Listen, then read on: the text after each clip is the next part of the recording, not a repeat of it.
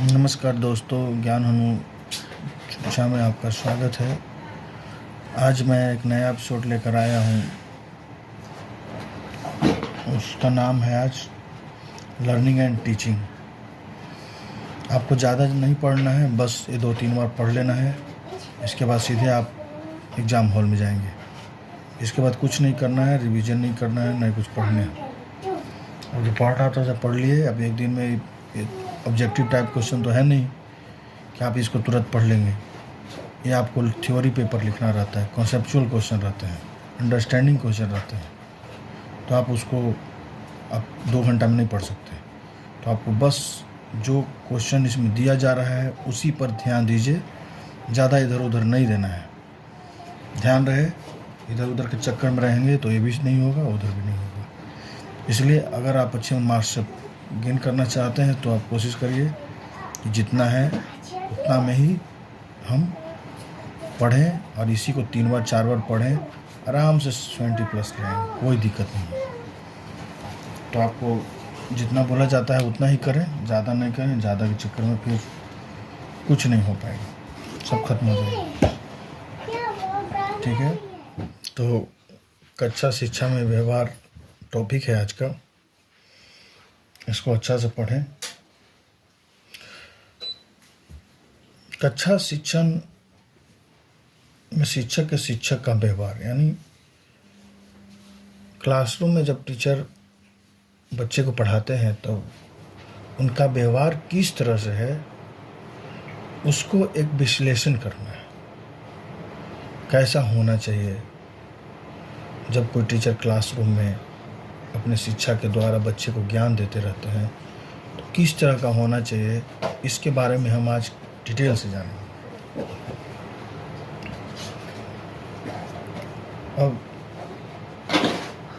अब एक यह प्रक्रिया भी है जांचने का।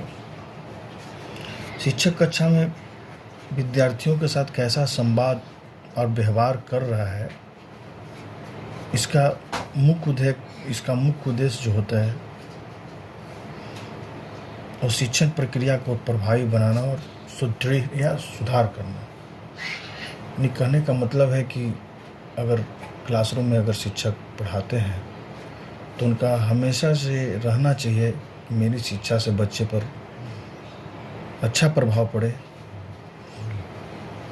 और प्रभावी और सुधार भी, उससे सुधार भी हो। तो हम आगे चलते हैं, पॉइंट बाय पॉइंट देखेंगे कि क्या करना है। देखिए, अगर शिक्षक का व्यवहार जानना है तो पहला पॉइंट हम सीधे बात से जाने, व्यवहार का अवलोकन करेंगे। व्यवहार का अवलोकन करेंगे। अवलोकन मतलब होता है ऑब्जर्वेशन, OBACRVATI। ऑब्जर्वेशन होता है, उसकी हम जांच करेंगे। अब जांच करेंगे तो क्या जांच करें?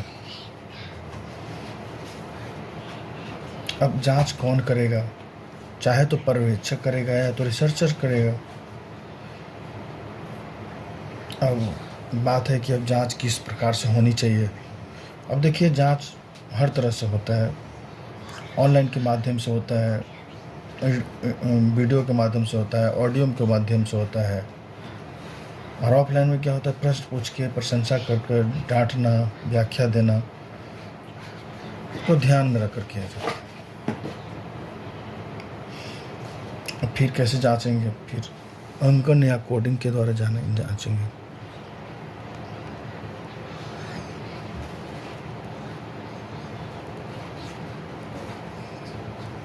जिसको बोलते हैं कोडिंग एंड रिकॉर्डिंग।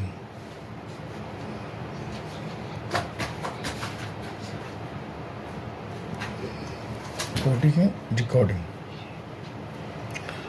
अब इसमें विशेष कुछ कैटेगरी में बांट दिया जाता है, और कुछ समय के अंतराल पर शिक्षक को एक कोड दिया जाता है। अब उसी कोड के माध्यम से उनकी शिक्षण व्यवस्था को जांचा जाता है। ये भी हो गया अंकन कोड। तीसरा कैसे जांचेंगे भाई? व्याख्या और मूल्यांकन।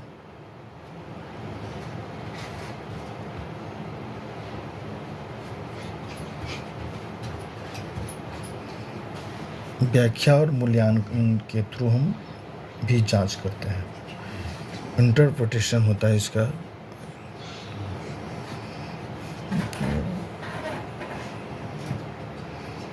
इंटरप्रिटेशन मतलब व्याख्या और मूल्यांकन करके जांचते हैं।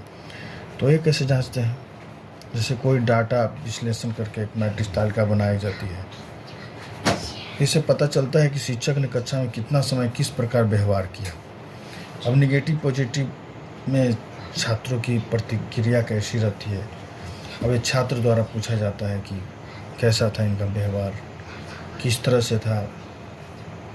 इस तरह से भी जांच कर शिक्षक की जो शिक्षण व्यवस्था शैली है उसको ऑब्जर्व किया जाता है।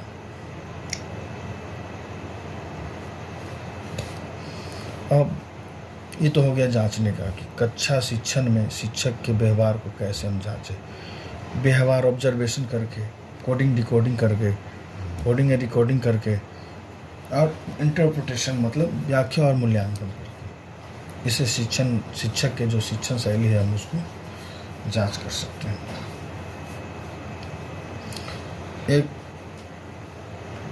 एक विधि है फ्लैडर्स। एक विधि है, एक विधि है फ्लैडर्स। अब फ्लैडर्स की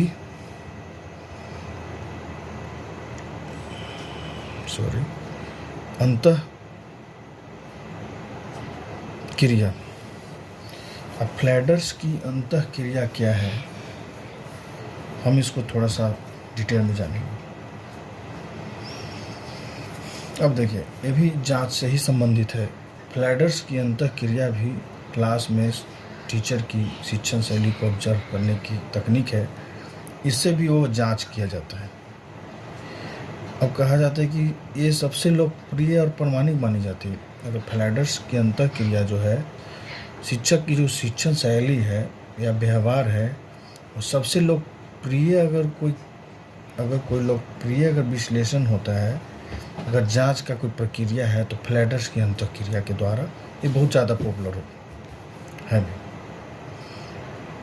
और ये सबसे अच्छे किस्म की माना जाता है और प्रामाणिक मानी जाती है। इसमें 10 कैटेगरियों में बांटा गया। कक्षा में व्यवहार जो है 10 श्रेणियों में बांटा गया है। फिर है, पहला है जो शिक्षक व्यवहार है।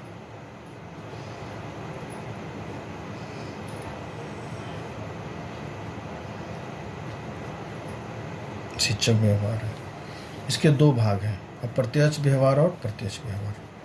अप्रत्यक्ष व्यवहार क्या होता है? अप्रत्यक्ष व्यवहार, इसमें शिक्षक छात्रों को सक्रिय होने का अवसर देता है। इनडायरेक्ट इन्फ्लुएंस, इसमें शिक्षक छात्रों को सक्रिय होने का अवसर देता है। भावनाओं को स्वीकार करता है, छात्रों की भावनाओं को समझता है और उन्हें स्वीकार करता है। अब कहने का मतलब है कि अप्रत्यक्ष व्यवहार में क्या क्या आता है। इसमें छात्रों को एक्टिव होने का एक चांस मिलता है और उसके जो इमोशन होता है, जो भावना होता है, उसको स्वीकार करता है और उन्हें जो स्टूडेंट का जो इमोशन होता है वो समझना रहता है और स्वीकार करना रहता है। और छात्रों के अक्षर उत्तरों पर उनकी तारीफ करना, जैसे बहुत अच्छे, शाबाश, ये सब कोडवर्ड लगाते हैं। अब छात्रों द्वारा किए गए सुझाव और विचार के आगे में बढ़ाने का भी एक स्पष्ट कारण है। अब देखिए, छात्रों द्वारा कहा जाता है कि छात्र भी तो कुछ सुझाव देंगे। अगर कक्षा में टीचर हैं तो छात्र भी सुझाव देते हैं। ये सब क्या है? फ्लैडर्स की अंतःक्रिया के तहत आ रहा है। यानी शिक्षक व्यवहार जो है भावना से प्रेरित है, यानी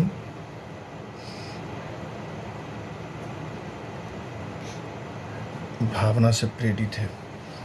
इसमें उसकी भावनाओं को कद्र की जाती है और स्वीकार किया जाता है, इसको प्रशंसा किया जाता है तथा प्रोत्साहन दिया जाता है।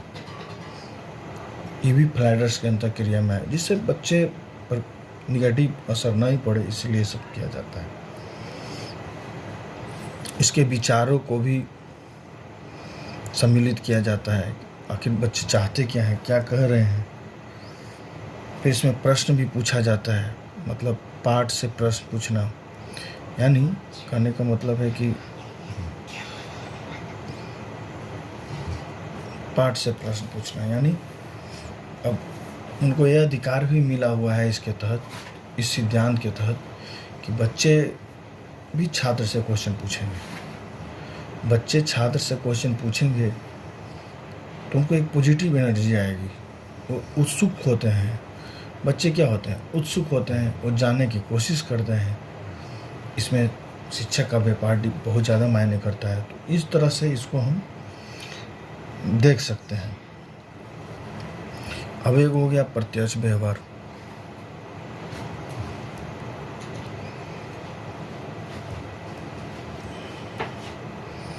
एक हो गया प्रत्यक्ष व्यवहार। प्रत्यक्ष व्यवहार क्या होता है, देखिए, एक हो गया प्रत्यक्ष, एक हो गया प्रत्यक्ष। इसमें क्या होता है, शिक्षक ही सवाल पूछते हैं छात्रों से, शिक्षक ही सवाल पूछते हैं छात्रों से और छात्र उनका उत्तर देता है। समझ गए? तो क्या करते हैं इसमें, क्या करते हैं, जो शिक्षक होते हैं जो सवाल पूछते हैं छात्रों से और छात्र इसका उत्तर देते हैं, ये प्रत्यक्ष व्यवहार में आते हैं। इसमें क्या होता है कि स्टूडेंट जो होता है, इसमें भी स्टूडेंट पूछते हैं और विचार व्यक्त करते हैं। प्रत्यक्ष में स्टूडेंट क्वेश्चन पूछेंगे और अपना ओपिनियन बताएंगे, हम क्या चाहते हैं, क्या होना चाहिए, तो ये सब आता है।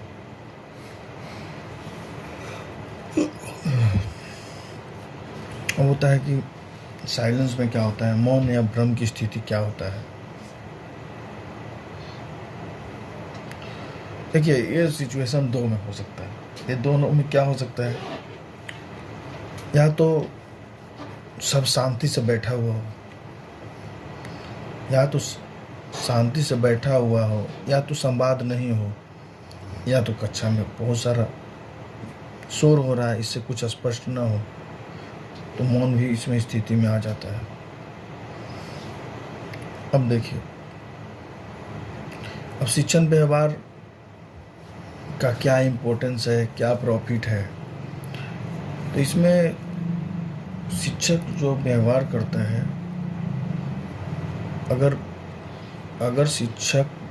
अगर स्टूडेंट में, अगर बच्चे को बिना कोई पक्षपात किए, अगर निष्पक्षता से उसका मूल्यांकन करता है, तब तो ये बहुत बड़ी अच्छी बात है और ये होना चाहिए। ये सबसे अच्छे होते हैं, बिना पक्षपात के मूल्यांकन करते हैं, जांच करते हैं, तो ये तो ठीक है। इसमें दूसरा पॉइंट होता है, शिक्षक को अपनी कमी, जैसे ज़्यादा बोलना, छात्रों को मौका न देना, इससे क्या पता चलता है। अगर ऐसा सिचुएशन है तो उसमें शिक्षक सुधार कर सकते हैं, उसमें ज़्यादा से ज़्यादा बच्चों को पार्टिसिपेट कराएं, और कराना ही है। अगर नहीं कराएंगे तो सीखेगा नहीं। तो ये भी एक प्रत्यक्ष शिक्षण व्यवहार में आ गया। अब अप्रत्यक्ष रूप से शिक्षक क्या होता है, प्रशंसा करेगा, प्रश्न पूछेंगे, प्रेरित करेंगे, जिससे अधिक लोकतांत्रिक और छात्र केंद्रित बनती है। तो ये हुआ कक्षा शिक्षण में शिक्षक के व्यवहार। ये एपिसोड था अभी का। अब हम दूसरे एपिसोड में दूसरे टॉपिक को कवर करेंगे। अगला टॉपिक हम लेके चलते हैं, सीखने की अंतर्दृष्टि।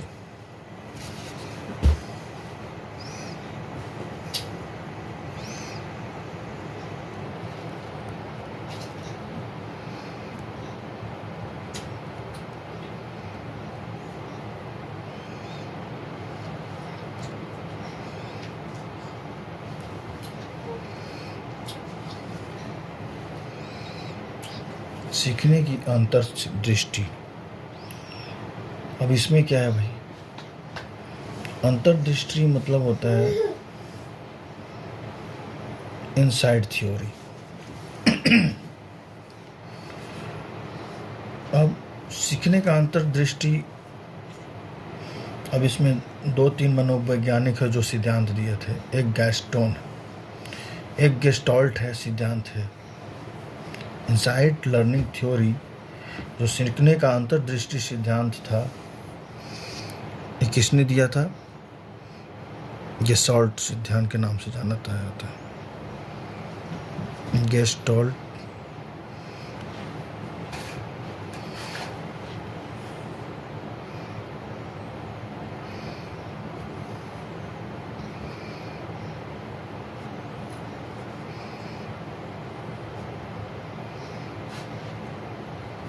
गेस्टॉल्ट सिद्धांत के नाम से जाना जाता है। अब ये है क्या? अब कहा गया है कि मनोवैज्ञानिक जिसको बोलते हैं, साइकोलॉजी और शिक्षा यानी एजुकेशन, दोनों एक बेहद महत्वपूर्ण सिद्धांत है। जब हम कोई काम करते हैं तो समस्या तो आता है, लेकिन समस्या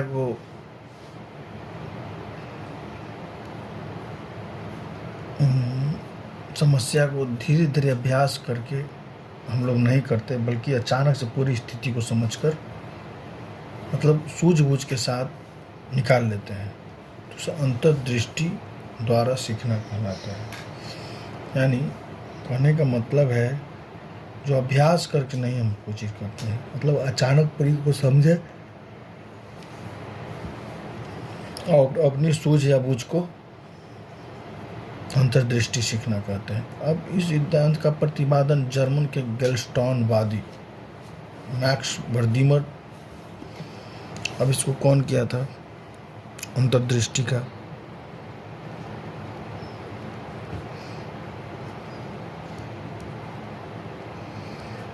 ये जर्मन का था। अच्छा, ये जर्मन का था तो जर्मन के कौन था? मैक्स बर्दीमर। कौन था?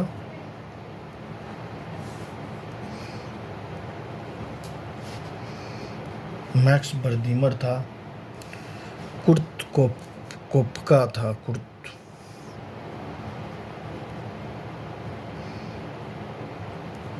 कुर्त कोपका और वोल्फगैंग कोहलर ने किया। और कौन था?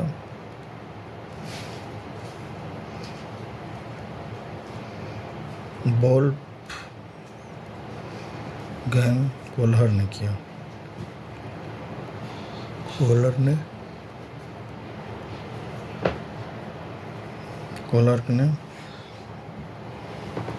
किया। तो ये चीज़ है। तो कोहलर का प्रसिद्ध प्रयोग क्या है? और देखिए, इसने प्रयोग किया था, ठीक है। इसने एक चिंपांजी था, उसका नाम था सुल्तान, बरमानुस का प्रयोग किया था। उसको कमरे में बंद कर दिया था और छत पर केले लटका दिए। कहा जाता है कि उसके पहुंच से बहुत दूर थे और कमरे में कुछ खाली बक्स रख दिए गए थे। सुल्तान ने शुरुआत में तो छल कूद की, लेकिन केलों तक नहीं पहुंच पाया और वह निराश होकर बैठ गया। लेकिन कमरे का निरीक्षण करने लगा। अब देखिए, जब उसको नहीं कुछ होगा तो निरीक्षण ही तो करेगा, कैसे चढ़ा जाए, कैसे तोड़ा जाए, मतलब अपना दिमाग लगाने लगा। अचानक उसके दिमाग में एक बुद्धि आई, यानी दिमाग आया, और उसने एक बॉक्स को खींचा, उस पर खड़ा हुआ और केलों को तोड़ लिया। दूसरा प्रयोग में केलों को और ऊंचा कर दिया गया और कमरे में 2-3 बक्से रखे गए। सुल्तान ने एक के ऊपर एक बक्से रखकर समस्या का समाधान ढूंढ लिया। तो यही है कोहलर का सीखने का अंतर्दृष्टि, यानी कोहलर का सिद्धांत है। ये चीज़ एक कहानी था, आपको बता दिया। इस प्रयोग से हम कह सकते हैं कि सीखना केवल रटने या बार बार प्रयास करने से नहीं होता, बल्कि पूरी परिस्थिति को समझने से होता है। और हम ऐसे ही समझेंगे, है ना। अब अंतर्दृष्टि सिद्धांत की क्या विशेषता हो सकती है। अब देखिए, समग्रता पर बल, मतलब होलनेस, यानी पूरी तरह, मतलब समग्र भाग पर बल देकर ही काम हो सकता है।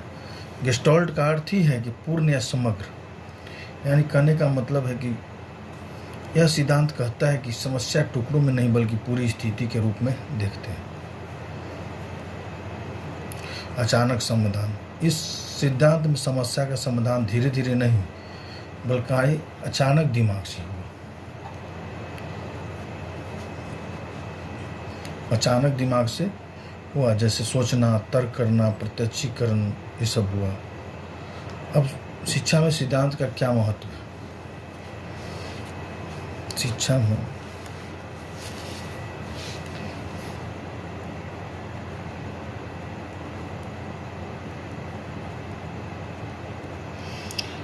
में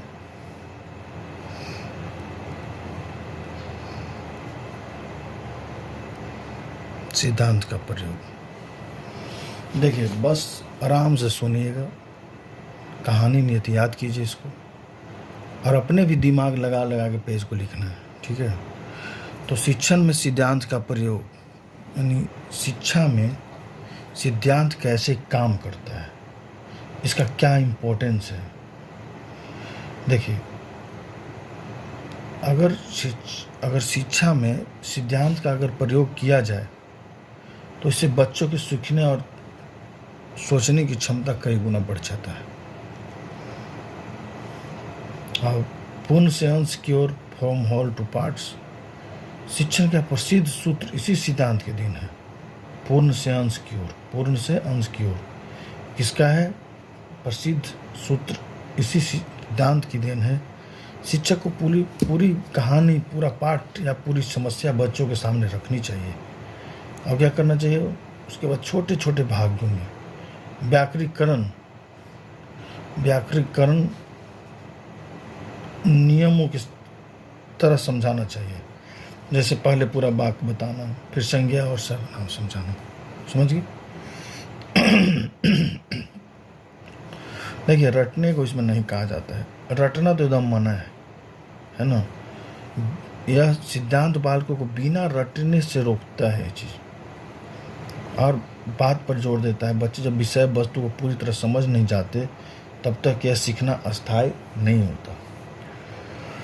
और देख लीजिए, जैसे गणित हो गया, विज्ञान हो गया, व्याकरण हो गया, यह सिद्धांत रामबाण है। शिक्षकों को बच्चों को सीधे उत्तर बताने के बजाय उनके सामने एक समस्या रखनी चाहिए, उन्हें खुद और सूझबूझ से हल निकालने के लिए प्रेरित करना चाहिए। ध्यान रहे। और बच्चों को क्या खोजी प्रवृत्ति के बनाना चाहिए, जिससे विकास होता है उनका। जब बच्चा स्वयं सूझबूझ के द्वारा फॉर्मूला खोजते हैं, उनका आत्मविश्वास बढ़ता है। अब उद्देश्य अधिगम क्या हो सकता है। उद्देश्य अधिगम मतलब होता है लर्निंग, यानी गोल ओरिएंटेड होता है। देखिए, कक्षा में जाने से पहले शिक्षक और छात्र दोनों को पता होना चाहिए कि आज की पढ़ाई का मुख्य उद्देश्य क्या है, और लक्ष्य स्पष्ट होता है, अंतर्दृष्टि या सोच जल्दी काम करती है। इसी तरह से ये टॉपिक को भी हम विराम करते हैं, अगले टॉपिक पर आते हैं। अगला टॉपिक हम चलेंगे अभिप्रेरणा के मुख्य सिद्धांत। अभिप्रेरणा के मुख्य सिद्धांत, अभिप्रेरणा मतलब समझ गया, मोटिवेशन होता है। हम मोटिवेशन दे रहे हैं, हम किसी को क्यों देते हैं भाई, मोटिवेशन देते हैं कि वो अपने काम में लगन और जोश के साथ वो आगे बढ़े। मोटिवेशन से एक अलग लेवल की एनर्जी जनरेट होता है, उसको लगता है कि नहीं, मैं कर ही सकता हूँ। तो किसी लक्ष्य को प्राप्त करना है तो उसे मोटिवेशन की ज़रूरत होती है। और मोटिवेशन देने से क्या होता है कि जब तक उसकी लक्ष्य हासिल नहीं होती, वो अचीव करने में वो समर्थ होता है और मेहनत करता है ना। अब इसमें मोटिवेशन में, प्रेरणा में एक मनोवैज्ञानिक का सिद्धांत है, मैस्लो का आवश्यकता पदानुक्रम सिद्धांत।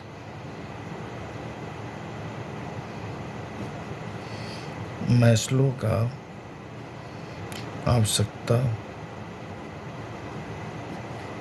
पदानुक्रम सिद्धांत।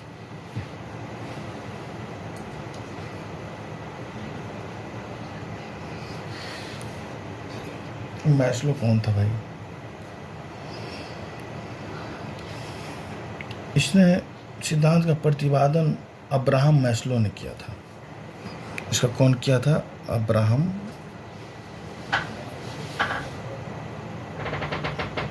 अब्राहम मैस्लो ने किया था इस सिद्धांत का प्रतिपादन। और कब किया था? 1943 में। 1943 में किया था।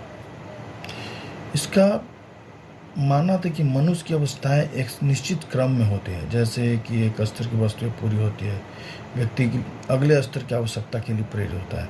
मतलब एक चीज़ मिल जाता है तो दूसरे के लिए रहता है, दूसरा मिल जाता है तो तीसरे के लिए प्रेरित होता है, चौथा मिल जाता है तो पांचवें के लिए प्रेरित होता है। मैस्लो ने 5 स्तर पर विभाजित किया इन लोगों को। जैसे क्या क्या ज़रूरतें हो सकती हैं। अच्छा, आप लोग खुद देखिए, शारीरिक आवश्यकता है कि नहीं? यह जीवन जीने के लिए सबसे बुनियादी ज़रूरत है। भूख, प्यास, नींद और आवाज़, सबको ज़रूरत है। सुरक्षा किसकी ज़रूरत नहीं है? बुनियादी ज़रूरतें पूरी होने पर व्यक्ति को शारीरिक, आर्थिक और नौकरी की सुरक्षा चाहता है। आप लोग उसी के लिए पढ़ रहे हैं, है ना? एक होता है सामाजिक आवश्यकता है। इसमें क्या होता है? प्रेम होता है, दोस्ती होता है, परिवार, समाज में स्वीकार करने की इच्छा होता है ना? सम्मान की आवश्यकता इसके तरह व्यक्ति समाज में अपनी पहचान, पद, प्रतिष्ठा, आत्मसम्मान चाहता है। सेल्फ एक्चुअलाइजेशन नीड्स क्या होता है? यानी आत्म वास्तविकरण क्या होता है? यह सर्वोच्च स्तर होता है जहाँ व्यक्ति अपनी आंतरिक क्षमताओं को पहचान कर और सब कुछ बनना चाहता है जो बनने के लिए योग्य है। जैसा रहेगा वैसा बनेगा। तो यही चीज़ था। एक है जिसका सिद्धांत, ये था मैस्लो का आवश्यकता पदानुक्रम सिद्धांत। ये था हर्ज़बर्ग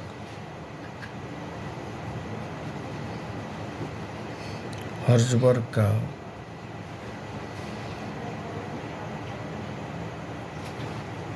द्विकारक सिद्धांत। अभी क्या है भाई, इसमें क्या होता है?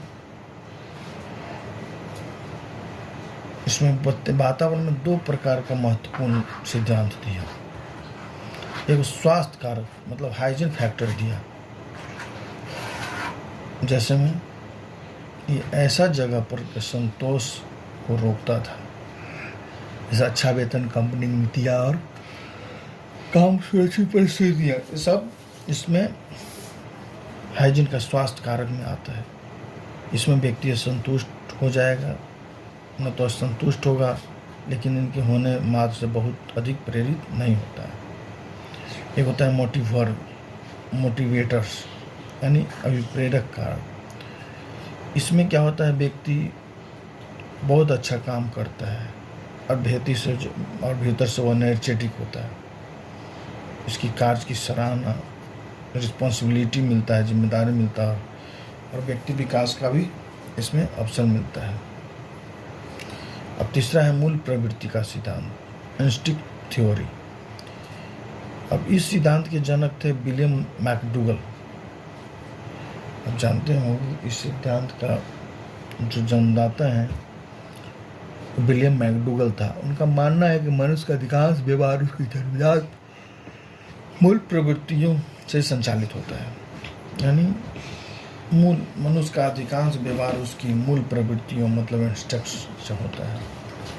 मैकडूगल ने 14 मूल प्रवृत्तियाँ और 14 मूल प्रणाओं से जुड़े 14 संवेग बताए थे।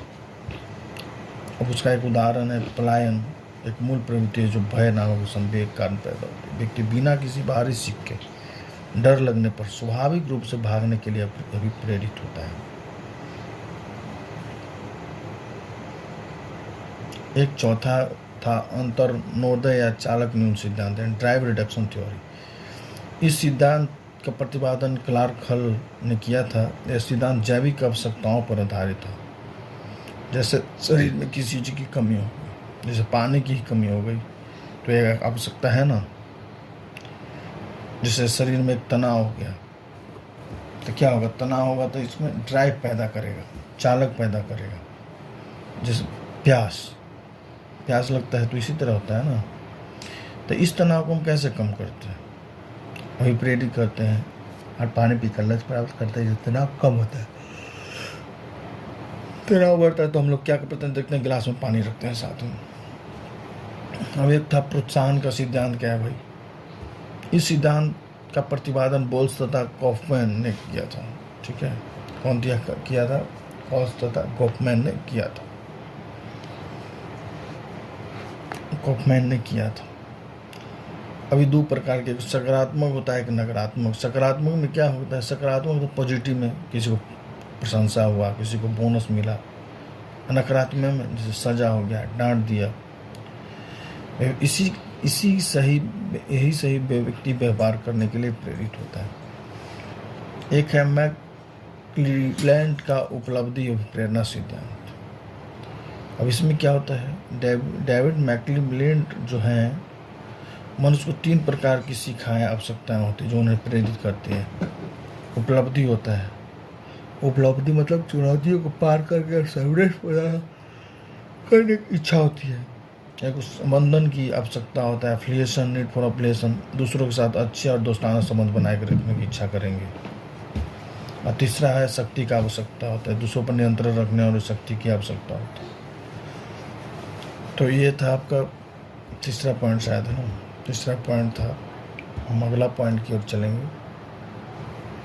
अब अगला हम टॉपिक लेके आए हैं कि अधिगम को प्रभावित करने वाला कारक कौन कौन हो सकता है।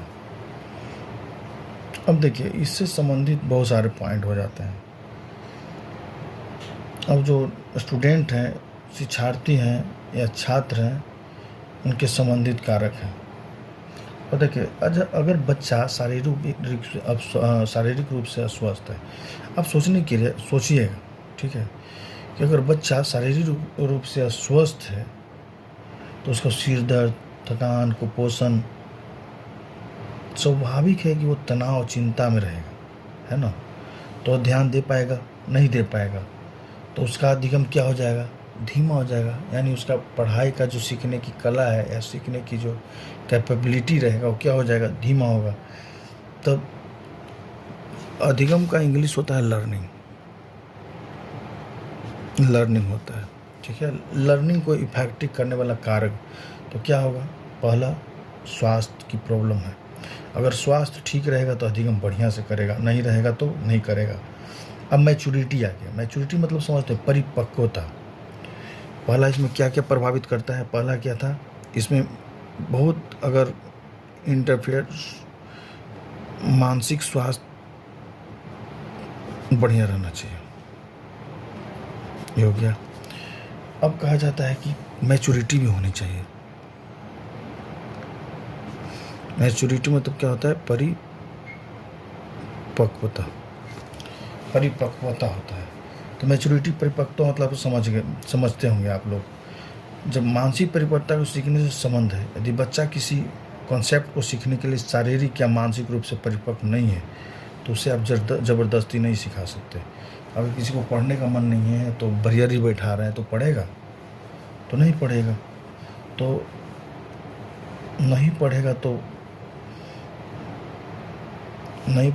मन नहीं लगेगा उसको पढ़ने में।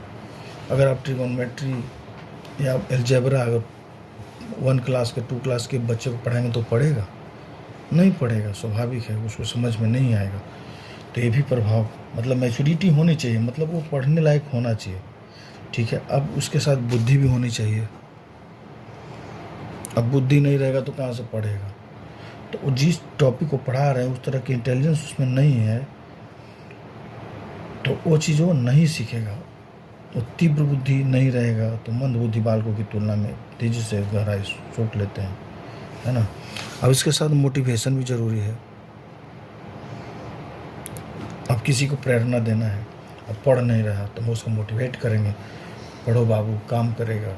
मतलब आप लोग पढ़ रहे हैं नौकरी के लिए, एक समय आपका आएगा, अगर जॉब नहीं लगता है तो बहुत परेशान होंगे, है ना। तो नॉलेज ही काम आता है ना। तो मोटिवेशन की भी ज़रूरत है। जो भी बच्चा के लक्ष्य के प्रति उसका धैर्य, आंतरिक इच्छा है तो कठिन से कठिन विषय को भी अपनी आसानी से सीख लेता है। अब उस इंटरेस्ट भी होना चाहिए भाई, रुचि भी होना चाहिए। रुचि हो जिससे अब बच्चे को रुचि है ही नहीं। आप कितनों भी पढ़ा लीजिए वो पढ़ेगा ही नहीं, भूल जाएगा। तो इसमें एक रुचि भी होना चाहिए, तो न बिना रुचि का वो काम नहीं करेगा। अब क्या है, अब शिक्षक से संबंधित कारक।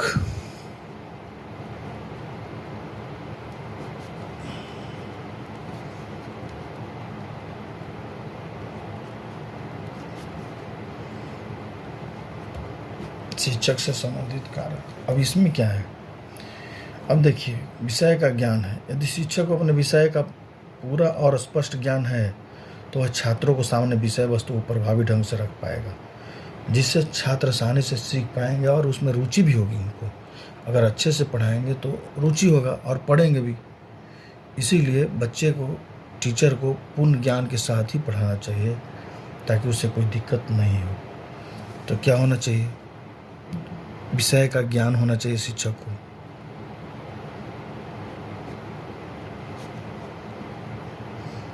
विषय का ज्ञान होना बहुत ज़्यादा जरूरी है।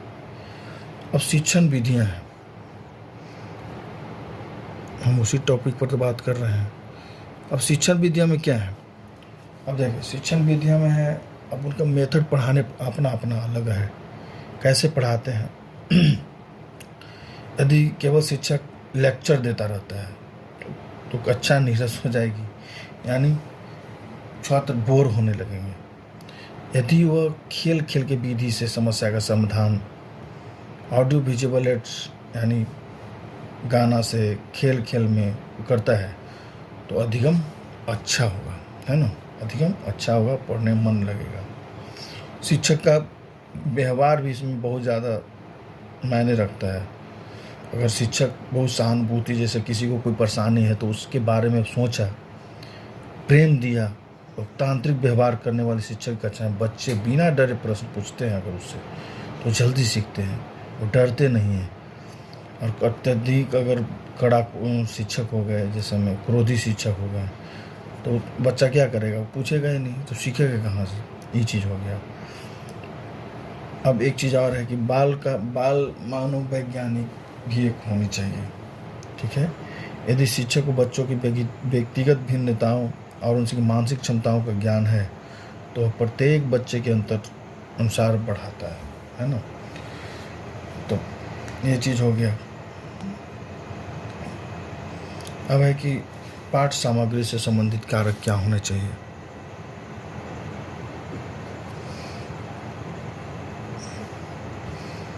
पाठ सामग्री से संबंधित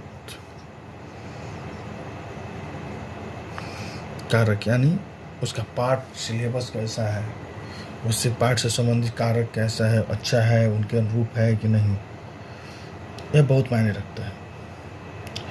अब कहा जाता है कि उनकी पाठ जो सिलेबस है सरल है, अर्थपूर्ण है, रोचक विषय वस्तु को बच्चे बहुत सीख लेते हैं। सही बात है कि अगर बच्चे के अनुसार अगर उसको पढ़ाया जाए तो बच्चे उसको ज़्यादा ऑब्जर्व करते हैं।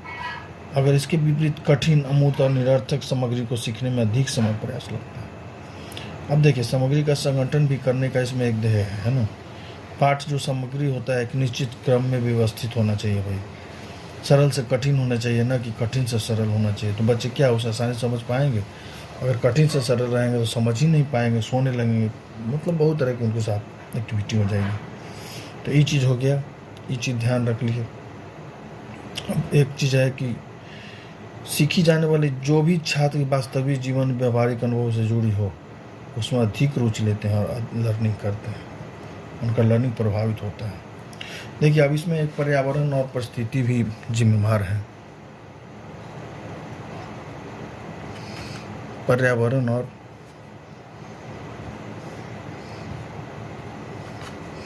स्थिति भी जिम्मेदार है। हमारे आसपास के जो वातावरण है बहुत ज़्यादा प्रभावित करता है। जैसे पोल्यूशन रहेंगे तो बच्चे पढ़ नहीं पाएंगे। जैसे एक चीज़ और है, भौतिक वातावरण होना चाहिए। जैसे क्लास में बच्चा बैठा है और प्रकाश लाइट ही नहीं आ रहा है, अब बैठने का ही व्यवस्था नहीं है और हल्ला गुल्ला खूब हो रहा है, तो क्या उसके अनुरूप है, या खूब शोर हो रहा है, या गर्मी लग रहा है, घुटन होने पर हो रहा है तो क्या उसके अनुरूप है? तो ये चीज़ नहीं होनी चाहिए, तभी वो अधिगम की एक सही डायरेक्शन में जाएगा। अब जिस घर का माहौल तनावमुक्त, चिंतापूर्ण, प्रेमपूर्वक और शैक्षणिक होता है, वहाँ के बच्चे बेहतर सीखते हैं, है ना। पारिवारिक कलह, आर्थिक तंगी बच्चों को मानसिक विकास और सीखने की गति को धीमी कर देती है। आप लोग जानते हैं इस चीज़ को। घर में अगर लड़ाई झगड़ा ये सब होते रहेगा तो क्या बच्चे सीख पाएंगे? नहीं, उन पर निगेटिव एनर्जी पड़ेगा। अभी जहाँ पर विद्यालय जाते हैं वहाँ अनुशासन ही ना हो, ग्रुप ही ना हो, एकदम शांत है, तो क्या कुछ हो पाएगा? नहीं। तो ये सब होना बहुत ज़रूरी है। व्यवहार, खेल कूद, इसमें क्या होते हैं बच्चे की एक दूसरे से मिलते जुलते हैं, समरसता होता है, खेलते हैं और बातें भी करते हैं, है ना। तो ये मेरा पॉइंट था। अब हम आगे पॉइंट देखेंगे कौन सा।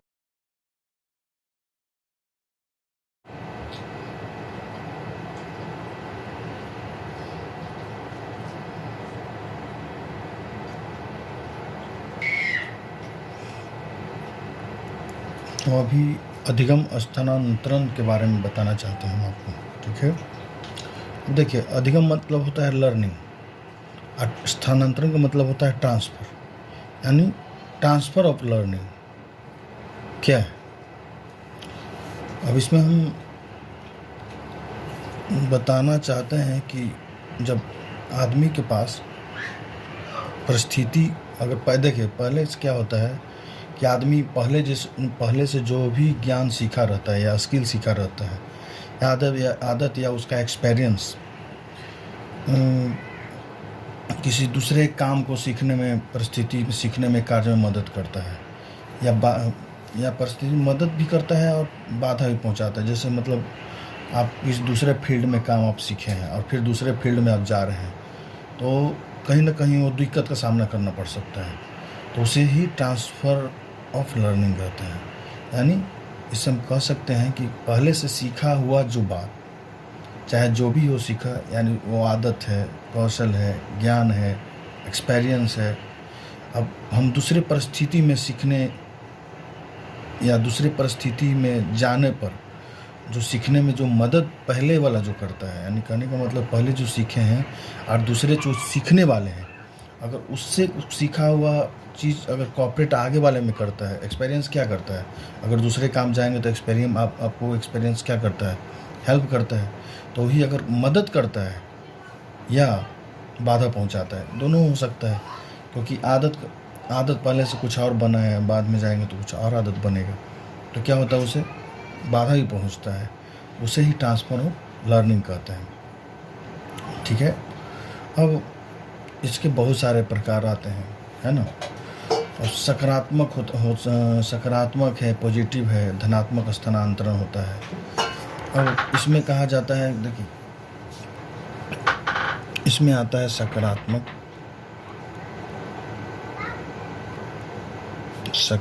या धनात्मक स्थानांतरण। अब इसमें क्या है, इसमें आप एक चीज़ देखिए, जो पूर्व का ज्ञान है, हम अभी बताए, जो पूर्व का ज्ञान है, जो बाद में ज्ञान लिए हैं, जो पूर्व का ज्ञान है, जैसे मतलब पूर्व में ज्ञान कुछ भी हो सकता है, जैसे पढ़ना हो या कोई स्किल हो या साइकिल चलाना हो,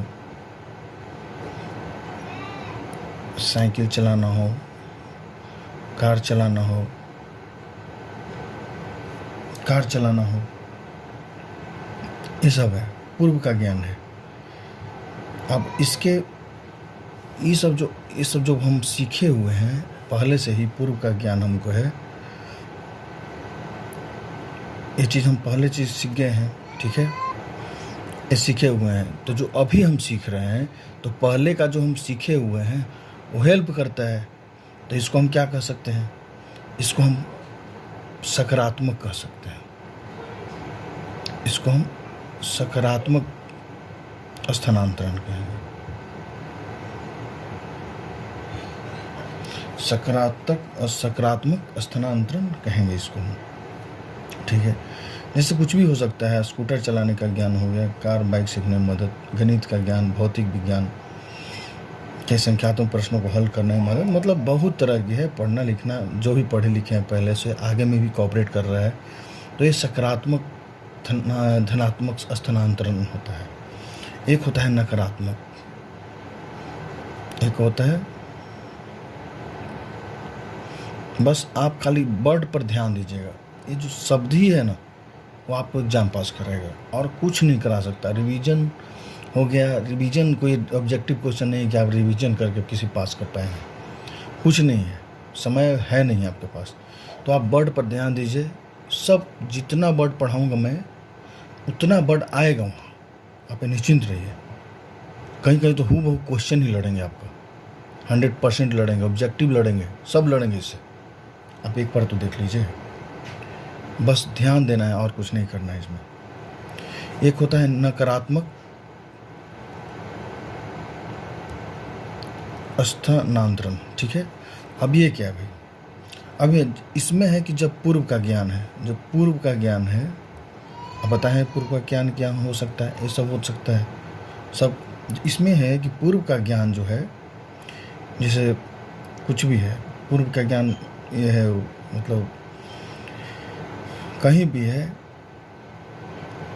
तो इसमें क्या होता है कि अभी जो वर्तमान में हम चल रहे हैं, जैसे एग्जाम्पल में है, जो एग्जाम्पल हम इसको देखे थे, इसमें एग्जाम्पल है कि भारत में जो गाड़ी चलती है, भारत में बाईं ओर गाड़ी चलाने की आदत होता है, वो अमेरिका में दाईं ओर गाड़ी चलाने में कठिनाई होती है। समझ गए? मतलब कहीं भी अगर कोई कहीं बायां चलाना है, कहीं जाके दायां चलाना है, जैसे हम यहाँ बायां चला रहे हैं गाड़ी, ठीक है, और वही रूल अमेरिका में लागू हो जाता है दाएं चलाने के लिए होता है। तो आप आदत हो गई आपकी, वहाँ पर जाइएगा तो बहुत ज़्यादा परेशानी होगी। तो यहाँ पर क्या पड़ता है, नकारात्मक स्थानांतरण होता है ना। एक होता है शून्य स्थानांतरण,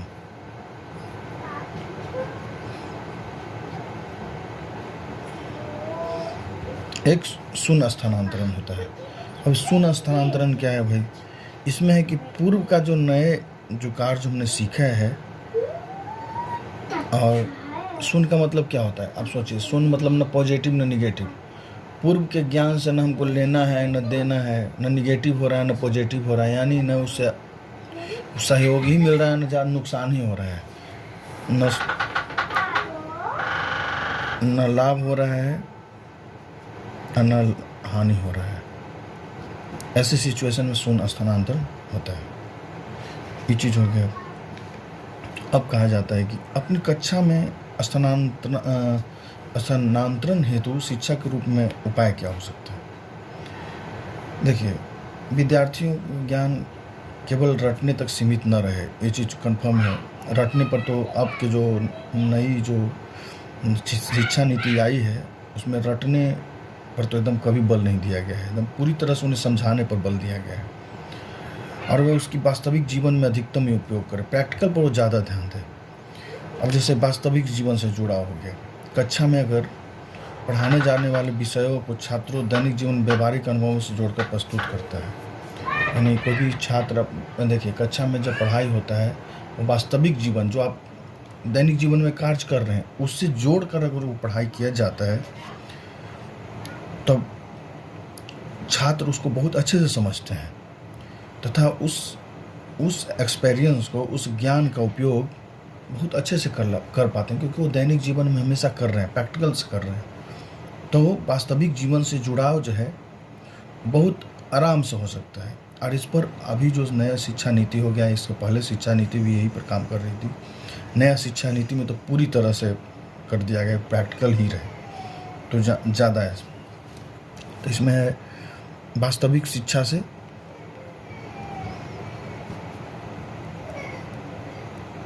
वास्तविक शिक्षा पर बल दिया गया है ना, से जुड़ा वास्तविक शिक्षा पर बल दिया गया है अभी फिलहाल। एक सामान्यीकरण पर बल, सामान्यीकरण पर बल, तो सामान्यीकरण पर बल क्या है? छात्रों केवल इसमें है कि सामान्यीकरण पर है कि जो रटते हैं बच्चे, उनके जो मूल सिद्धांत हैं, जो पहले के हैं, उस जो समझने पर ज़्यादा वो जोर देते हैं, जो समझने पर वो ज़्यादा जोर देते हैं, और सिद्धांत जो स्पष्ट होता है। और इसमें सामान्यीकरण पर है कि जो पहले से बच्चा सीख लिया है और चाहता है कि हम इसी रूल को लागू करें और उसी पर वो काम करता है, ये सामान्यीकरण हो गया। अब एक है समान तत्वों की पहचान। अब कोई नया पाठ पढ़ाते समय शिक्षक छात्रों को ध्यान आकर्षित करते हैं। मान लिए जब कोई टीचर बच्चे को पढ़ाते हैं तो ध्यान उनका आकर्षित करते हैं। अब डिपेंड करता है कि जो बच्चा पहले से पढ़ा हुआ है वो कितना एक दूसरे से मिलता जुलता है।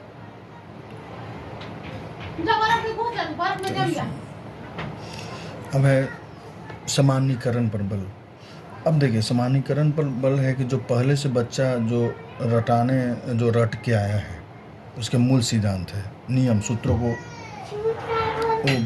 स्वाभाविक है कि जो पहले से बच्चा रटा हुआ है ऑलरेडी तो जो पहले से बच्चा का जो रटा हुआ है, ठीक है, तो जो पहले जो रट लिए हैं उनके जितना भी सिद्धांत पढ़े होंगे, रूल पढ़े होंगे, फार्मूला पढ़े होंगे, वो उसी पर जोड़ देंगे, है ना। अगर वो सब सिद्धांत जो स्पष्ट होगा वो स्टूडेंट जो वर्तमान समय में है वो लागू करेंगे। तो यही सामान्यीकरण है, जो समान स्थिति में पर बल दिया जाएगा, है ना। अब समान तत्वों की पहचान है। अब समान तत्वों की पहचान कर रहे हैं तो कैसे करेंगे? अब देखिए, कोई भी बच्चा अगर नया पाठ पढ़ता है तो छात्रों का ध्यान कैसे आकर्षित करना है। अब उनके पुराने पढ़े हुए जो लेसन हैं, अब अभी जो लेसन से किस प्रकार मिलता जुलता है। जैसे देखिए क्या है, यदि छात्र सूटकेस में चैन लगाना जानते हैं, ठीक है, छात्र अगर सूटकेस में चैन लगाएंगे तो उन्हें पेट या जैकेट की जिप लगाने का अंतर संबंध को समझना पड़ेगा, ठीक है, समझाना होगा, ठीक है। तो एग्जाम्पल में था कि जो पहले से बच्चा पढ़ रहा है, अभी के सिलेबस से वो किस प्रकार मिलता जुलता है, उस पर डिपेंड करता है वो किस तरह से एक दूसरे में कन्वर्ट कर पाएगा, है ना। ये चीज़ हो गया। अब उदाहरणों का प्रयोग देखते हैं। कुछ उदाहरण हैं। अब कोई सा नियम है, उसे समझाने के लिए अलग अलग क्षेत्र से उदाहरण लाया गया। अब छात्र तो सोचेगा। अब छात्र जो पहले से पढ़ा हुआ है बहुत सारे उदाहरण लाएगा, तो छात्र अपने से जो पढ़े हुए हैं उनसे वो मिलाएंगे, ठीक है। और अगर अलग अलग क्षेत्रों से जब उदाहरण आएंगे तो अलग अलग ज्ञान का स्थानांतरण करना सीखेंगे। मतलब 10 वो एग्जाम्पल आया तो 10 वो से वो सीखेंगे। तो ये सब उदाहरण है। अब देखिए, कक्षा में करके सीखना एक चीज़ है, क्रिया आधारित और समझ आधारित अधिगम। इसको एक्टिविटी बेस्ड लर्निंग बोलते हैं, ठीक है। क्रिया आधारित और समझ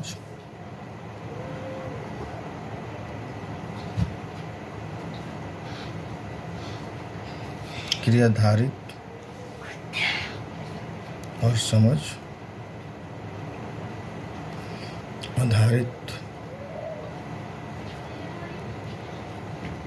अधिगम। अब अधिगम मतलब होता है लर्निंग। अब इसमें क्या है, करके सीखना। कोई भी काम करके सीखता है, प्रोजेक्ट है, प्रयोगशाला है, इसमें रटने की प्रवृत्ति को एकदम कम कर दिया जाता है और समझ को विकसित को बढ़ाया जाता है। इसमें स्थानांतरण की संभावना अधिकतम हो जाती है। मतलब रटने के बजाय करने पर ज़्यादा जोर बल दिया जाता है। एक है सहसंबंध,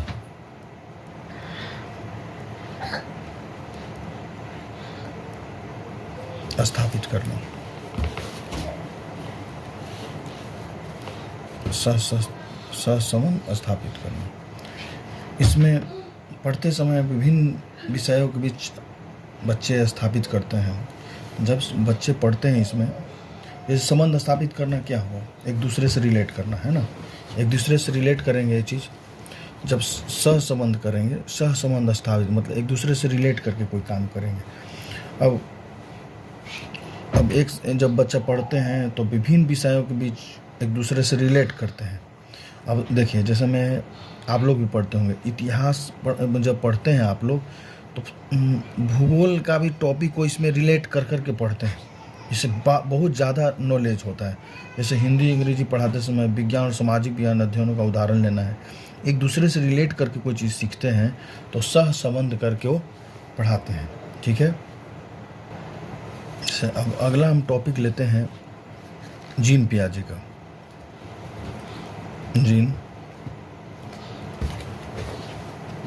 जीन पियाजे का देखिए सीटेट में बहुत सारे सब क्वेश्चन आता है।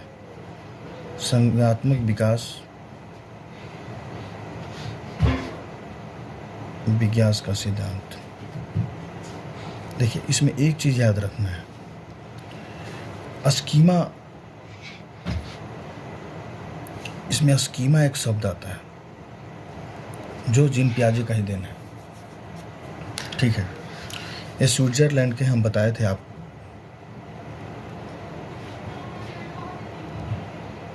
ये स्विट्जरलैंड का एक मनोवैज्ञानिक है जो संज्ञानात्मक विकास का एक व्यापक सिद्धांत दिया है। जो क्या दिया है? संज्ञानात्मक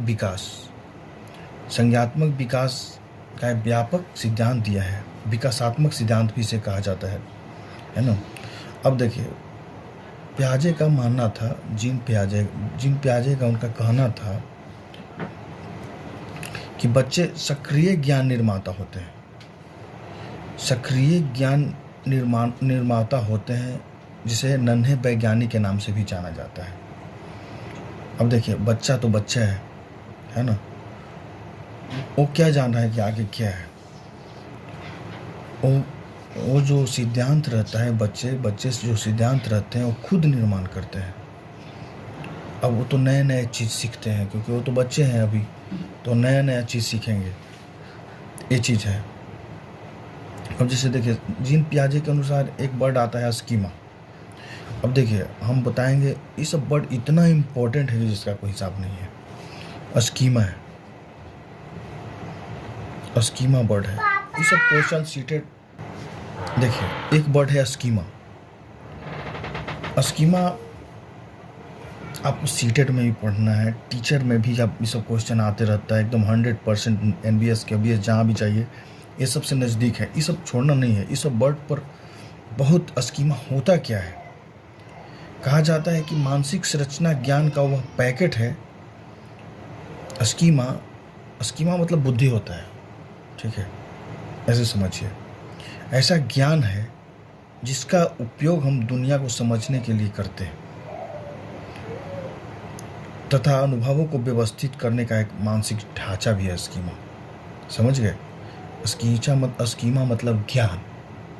अब याद रखिएगा, स्कीमा मतलब ज्ञान। समझ गए?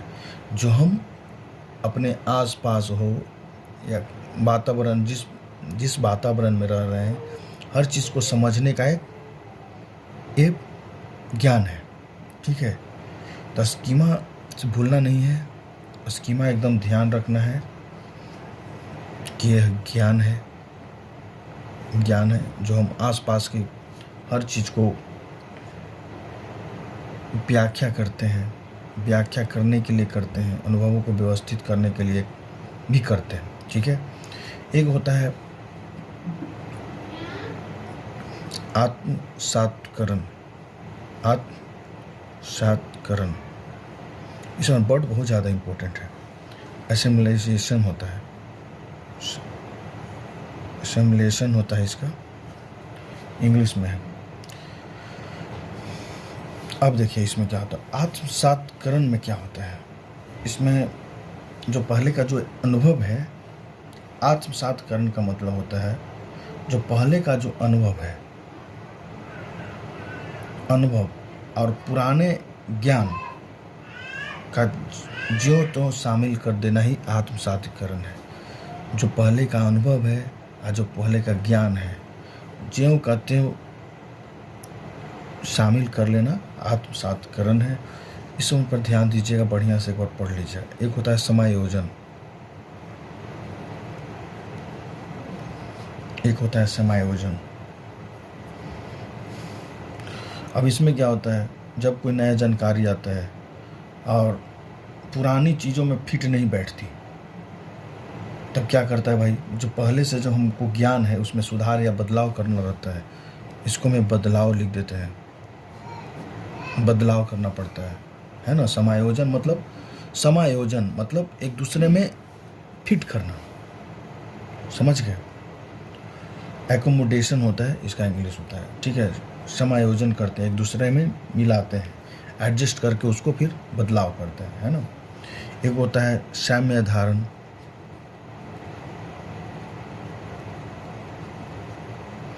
एक होता है साम्य धारण। एक कहता है ये होता है इक्विलिब्रेशन, इसको EQUILIBRATION, ये होता है इक्विलिब्रेशन। अब इसमें क्या होता है,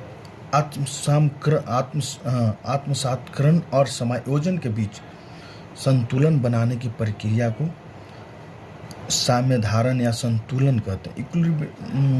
इक्विलिब्रेशन मतलब होता है ये संतुलन, बैलेंस करना। तो आत्मसातीकरण क्या है, एसिमिलेशन क्या है, नई जानकारी या अनुभवों को अपने पुरानी स्कीमों में ज्यों का त्यों शामिल कर देना। आत्मसातीकरण क्या है, जो नई जानकारी है या एक्सपीरियंस है उसके पुराने स्कीमा यानी पूर्व के ज्ञान में ज्यों का त्यों शामिल कर देना आत्मसातीकरण एसिमिलेशन है। और समायोजन क्या है, एकोमोडेशन क्या है, जब नई जानकारी पुरानी में फिट करना नहीं बैठता, तब पुराने स्कीमा में सुधार करके नया तरह से बदलाव करते हैं, ये चीज़ है। अब संज्ञात्मक विकास के 4 अवस्थाएं हैं, ये सब बहुत पढ़ने। देखिए इसमें क्या है, इसमें है संज्ञात्मक विकास की 4 अवधारणा है। अब क्या है, सेंसर मोटर स्टेज। अब सेंसर मोटर स्टेज हम आपको बताए थे,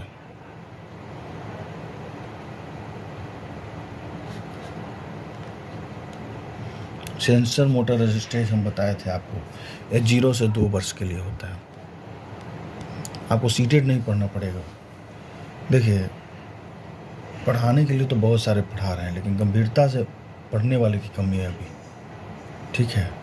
आप गंभीरता से पढ़िए, एक एक चीज़ को समझिए, 2 बार 3 बार पढ़िए, इससे ज़्यादा क्वेश्चन कहीं नहीं आने वाला, हम आपको एकदम गारंटी देते हैं, ठीक है। सेंसर मोटर स्टेज 0 से 2 वर्ष तक ये आएगा, ठीक है। अब इसमें क्या करता है, सेंसर मोटर जो स्टेज है, सेंसर मोटर जो संवेदी पेशीय अवस्था है, इसमें बच्चे क्या करता है, वो अपने इंद्रियों से सीखता है, जैसे आँख, कान, नाक, इनसे सीखता है। बच्चा समझने लगता है कि जो चीज़ें सामने नहीं है उनका भी अस्तित्व है। बच्चा को सब मालूम ही नहीं रहता, मगर वो अपना नाक, कान, आँख के द्वारा जो सीखता है वही सेंसर मोटर स्टेज में आता है, 0 से 2 वर्ष के लिए आता है ना। तो ये चीज़ है। अब बच्चे इंद्रियों से अपने सीखते हैं, ये है। दूसरा क्या है, ये पहला था इनका 4 संज्ञात्मक विकास, जीन पियाजे ने कितना दिया था, 4। दूसरा क्या है, पूर्व संक्रियात्मक,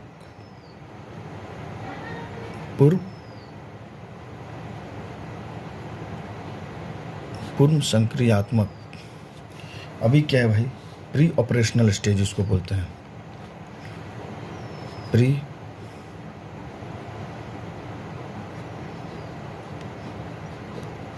ये प्री ऑपरेशनल स्टेज होते हैं।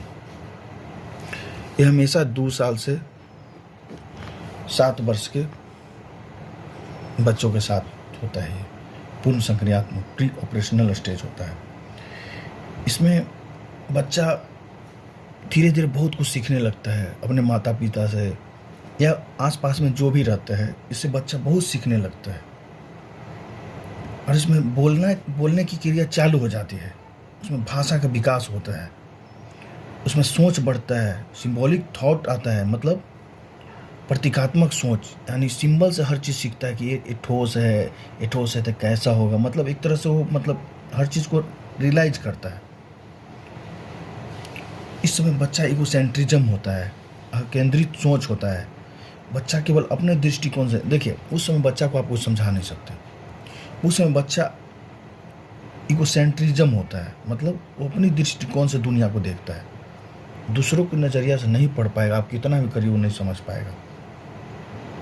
वो निर्जीव वस्तुओं को सजीव समझता है। उस समय दीवार से बात करेगा, कहीं से बात करेगा, पेड़ से बात करेगा, अपने से बात करेगा। अब देखते होंगे उस बच्चे को स्टेज में, उसमें पलटावीपन का अभाव होता है। अब पलटावीपन का अभाव मतलब इरिवर्सिबिलिटी होता है, यानी जो मानसिक रूप से वो क्रिया को वो उलट नहीं पाता है इस चीज़ को। ठीक है, ये हो गया पूर्व संक्रियात्मक। इसमें भाषा विकास तेजी से होता है और प्रक्रियात्मक सोच भी आती है। अब पूर्व संक्रियात्मक अवस्था होता है। तीसरा क्या है?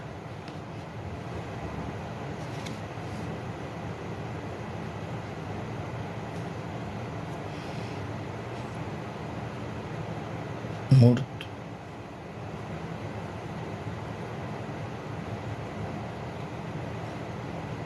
अब है मूर्त संक्रियात्मक अवस्था। इसको हम इंग्लिश में बोलते हैं कॉन्क्रीट ऑपरेशनल स्टेज। एक कॉन्क्रीट ऑपरेशनल स्टेज। अब इसमें क्या होता है? इसमें 7 से 11 वर्ष तक का होता है।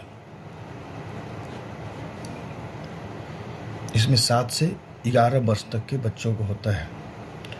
अब देखिए, अब जब 7 वर्ष तक बच्चा हो जाता है, मतलब जीन पियाजे के अनुसार पढ़ रहे हैं आप, ठीक है, इनका संज्ञात्मक विकास किया था। अब जब 7 साल के बच्चा होता है तो तार्किक सोच, यानी वो सोचने समझने लगता है, वो वस्तुओं को देखता है, मूर्त अवस्था में देखता है, वस्तुओं तक सीमित रहता है। बच्चा पलटावीपन बच्चा समझ जाता है। अब देखिए इसमें क्या होता है कि बच्चा को 2 + 3 5 है, तो 5 - 3 2 होगा, समझने लगता है। समझ गए?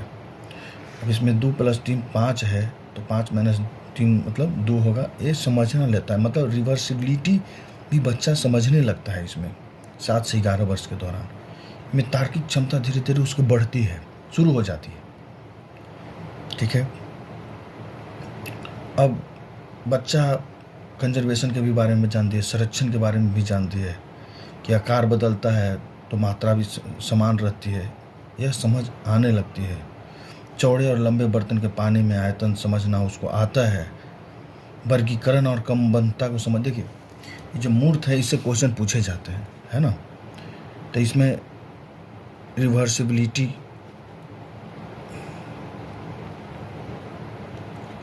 इसमें क्या होता है, रिवर्सिबिलिटी आ जाता है, यानी 2 3 5 होता है तो 5 - 3 2 होता है। ये कब होता है? मूर्त संक्रियात्मक अवस्था में, कॉन्क्रीट ऑपरेशनल स्टेज में होता है ना। इसमें बच्चा आयतन समझने लगता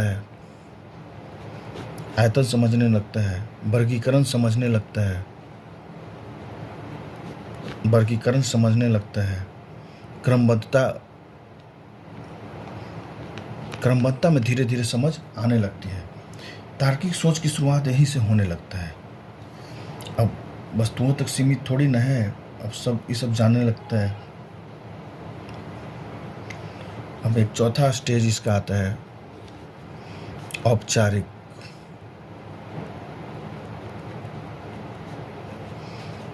औपचारिक या अमूर्त संक्रियात्मक अवस्था।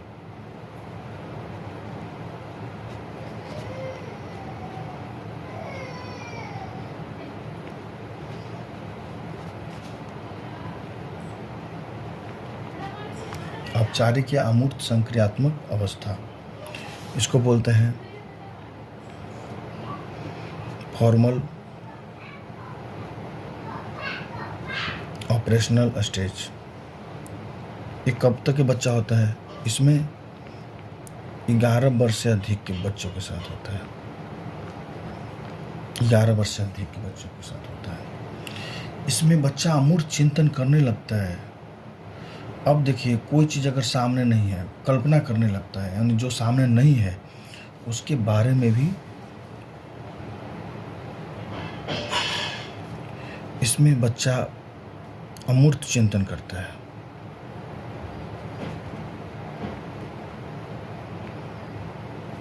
अमूर्त चिंतन करता है, जो सामने नहीं है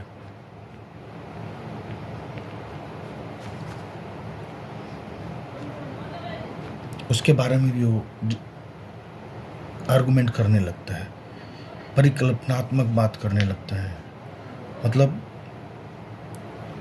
वो समस्या का समाधान निकालना शुरू कर देता है, वैज्ञानिक ढंग से सोचना शुरू कर देता है, उसका कंक्लूजन, निष्कर्ष निकालना शुरू कर देता है इस अवस्था में। जीन पियाजे सिद्धांत के अनुसार आधुनिक बाल जो केंद्रित शिक्षा है की नींव रखी गई है, समझ गए? बाल केंद्रित जो शिक्षा पर बल है, कहा गया है कि उनके जो आयु है उनके मानसिक स्तर के अनुरूप होने चाहिए। जो बच्चा पूर्ण संक्रियात्मक 2 से 7 वर्ष के है उसे अमूर्त जो है, अमूर्त सूत्र नहीं रटाने जाए। अमूर्त मतलब क्या हो गया? अमूर्त संक्रियात्मक ये पढ़े जो बच्चा पूरी तरह से डिसीजन मेकिंग हो जाता है, कल्पना करने लगता है, जो ना है वो भी उसके बारे में भी सोचना लगता है। तो बाल केंद्रित शिक्षा पर बल दिया गया कि मूर्त संक्रियात्मक अवस्था के जो बच्चे हैं उनको अमूर्त संक्रियात्मक अवस्था का सिलेबस नहीं पढ़ाया जाए, और बताया गया कि हर चीज़ करके सीखने का बढ़ावा दिया जाए। चूँकि बच्चे तो नन्हे वैज्ञानिक हैं, शिक्षा को कक्षा में केवल व्याख्यान देने के बजाय उसकी क्या है, अब देखिए, शिक्षक को कहा गया कि आप व्याख्यान नहीं दीजिए, उसे करके सिखाइए, प्रयोग कराइए, उसको ऑब्जर्व कराइए, तब बच्चा सीखेगा और वो कंफर्टेबल फील करेगा। अब मूर्त से अमूर्त की ओर शिक्षण सूत्र का प्रयोग कैसे होता है? अब देखिए, प्राथमिक कक्षाओं में 7 से 11 वर्ष से अमूर्त संप्रत्यय सीधे नहीं पढ़ाने चाहिए। अमूर्त मतलब वो ऊपर लेवल का हो गया, 11 वर्ष के ऊपर क्या हो गया, वो नहीं पढ़ाना चाहिए। पहले बच्चों को ठोस मूर्त वस्तुएं जैसे कंकड़, तिलिया, चार्ट, मॉडल दिखाना चाहिए। उसके बाद अमूर्त नियमों पर जाना चाहिए, समझ गए? तो नहीं पढ़ाना चाहिए। अब उसको तालिया, चार्ट, मॉडल दिखाकर सिखाना चाहिए, उसके बाद ही वो अमूर्त नियमों पर जाना चाहिए। अब संक्रिय खोज है।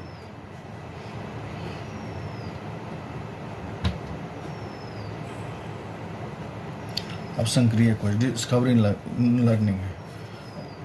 अब कक्षा में रेडीमेड ज्ञान देने के बजाय बच्चों को प्रश्न पूछने, समस्या हल करने तथा उनके एक्सपीरियंस से जो अवसर मिलने चाहिए ताकि अपने स्कीमा का विस्तार कर सके।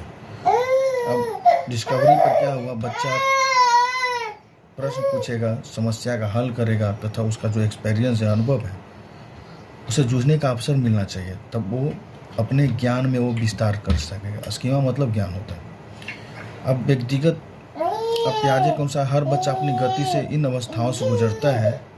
शिक्षक को पूरी कक्षा के लिए एक ही पैमाना रखने के बजाय व्यक्तिगत भिन्नताओं का ध्यान में रखकर शिक्षण योजना बनाना चाहिए।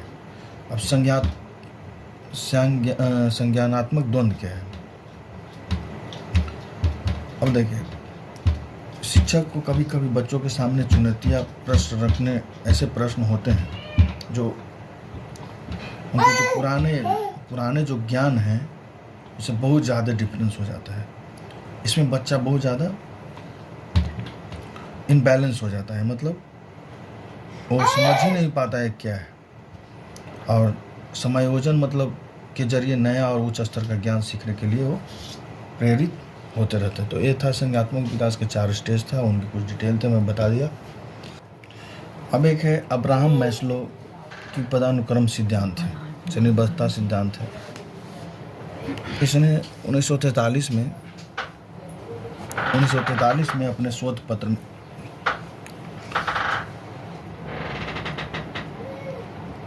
ए थ्योरी ऑफ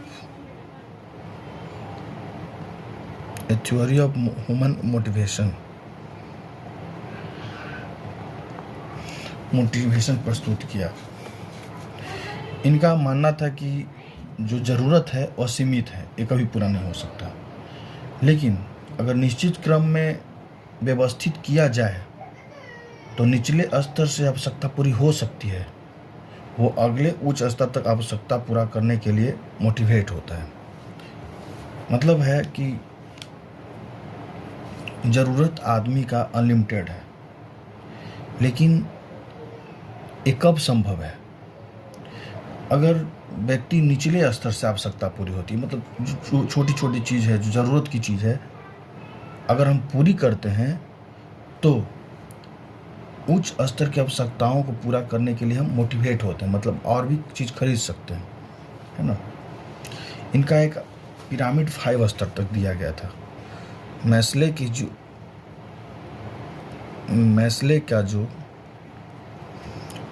आवश्यकता है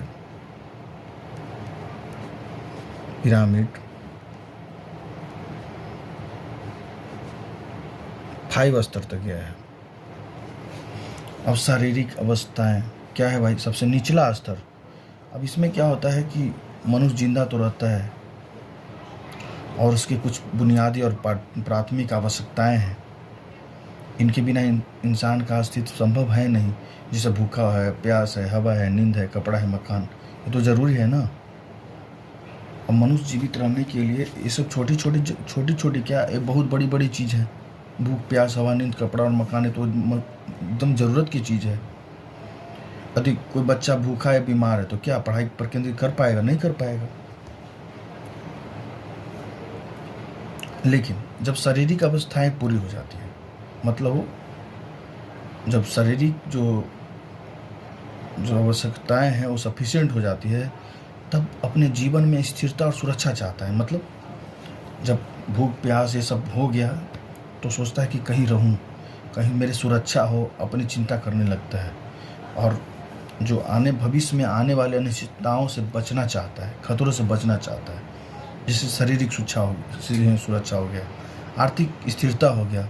आर्थिक स्थिरता मतलब नौकरी की सुरक्षा हो गया, मतलब कमाएगा खाएगा तब ना, परमानेंट चाहता है। स्वास्थ्य सुरक्षा हो गया, कानून व्यवस्था हो गया। और विद्यालय और कक्षा का जो वातावरण है, एनवायरनमेंट है, भय मुक्त होना चाहिए, ताकि छात्र क्या करे? सुरक्षित महसूस करे। ये था एक सामाजिक आवश्यकता है इसका। एक था इसका, पहला था शारीरिक अवस्थाएं,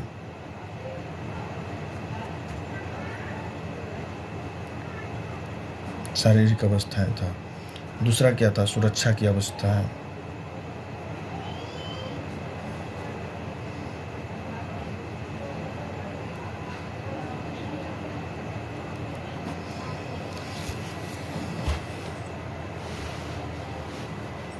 सुरक्षा की आवश्यकताएं हैं। तीसरा है सामाजिक अवस्था।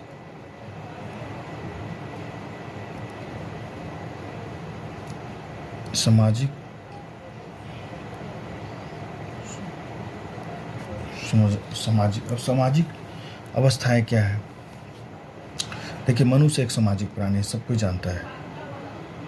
अब पहले जब 2 स्तर ये पूरा हो जाता है, जैसे शारीरिक अवस्थाएं और सुरक्षा की आवश्यकता जब आदमी को पूरा हो जाता है, तो वह समाज में परिवार, मित्र के बीच प्रेम और स्नेह चाहता है, दोस्ती चाहता है, एक दूसरे से मिलजुल कर रहना चाहता है। क्योंकि भूख प्यास ये सब पूरा हो गया, सुरक्षा जो ज़रूरत हो गया, नौकरी वोकरी सब मिल गया, तो क्या चाहेगा? अब दोस्ती हो, प्रेम हो, पड़ोस हो, हर कोई चाहता है। ठीक है, तो ये सामाजिक आवश्यकताएं हैं। पारिवारिक संबंध होता है, किसी भी समूह का, समाज का हिस्सा बनना चाहते हैं। अब शिक्षक को कक्षा में ऐसा माहौल बनाना चाहिए। देखिए, इसमें क्या होता है सामाजिक में, कि जब टीचर लोग पढ़ाते हैं तो ऐसा शिक्षक लोग को माहौल बनाना चाहिए जो छात्र है खुद को समूह का हिस्सा समझो और साथी हो, दे रहा उसको एक्सेप्टेंस हो, यानी वो स्वीकार किया जाए, मतलब एक दूसरे से मिलजुल कर रहे, है ना। एक होता है सम्मान की आवश्यकता, चौथा इसका सिद्धांत था।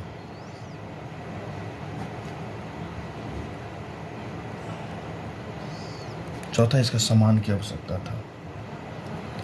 जब समाज से इसको प्रेम मिल जाता है तो दूसरों का आदर, सम्मान, पहचान और प्रतिष्ठा की चाहत रखता है। साथ ही सेल्फ स्टीम होता है, आत्मविश्वास में शामिल होता है, जैसे पद, प्रतिष्ठा, प्रसन्नता, स्वतंत्रता और समाज में विशिष्ट पहचान होती है। इस चीज़ को एकदम ध्यान में रखना है ना। अब देखिए, अब जब विद्यालय में जब छात्र होते हैं, जब अच्छा प्रदर्शन करता है तो उसकी सराहना होनी चाहिए। अब जब सराहना होगा तो उसका सेल्फ कॉन्फिडेंस बढ़ता है, इससे बच्चा पर बहुत प्रभाव पड़ता है ना। एक होता है पांचवा, इनका सिद्धांत क्या था, आत्म वास्तविकीकरण। आत्म वास्तविकी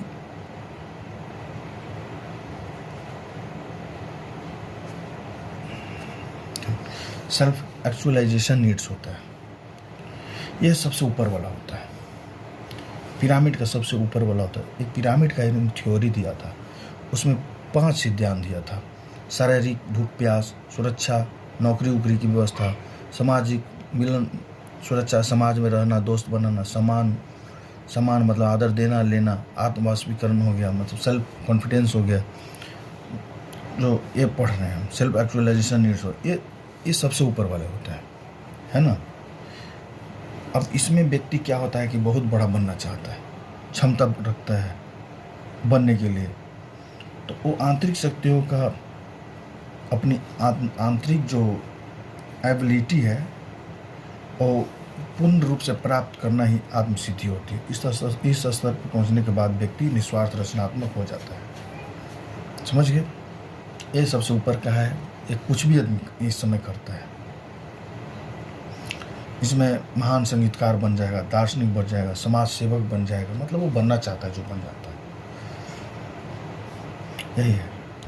अब देखिए, अब शिक्षक को चाहिए कि मैस्ले के सिद्धांत का उपयोग कक्षा के बच्चों को प्रेरित मोटिवेशन करने के लिए बेहद प्रभावी ढंग से किया जाना चाहिए। अब उसकी बुनियादी आवश्यकताओं पर ध्यान देना चाहिए। जब प्राथमिक आवश्यकताएं भोजन, पानी, सुरक्षा पूरी नहीं होगी तो ज्ञान कहाँ से प्राप्त कर पाएगा और नहीं बढ़ सकता।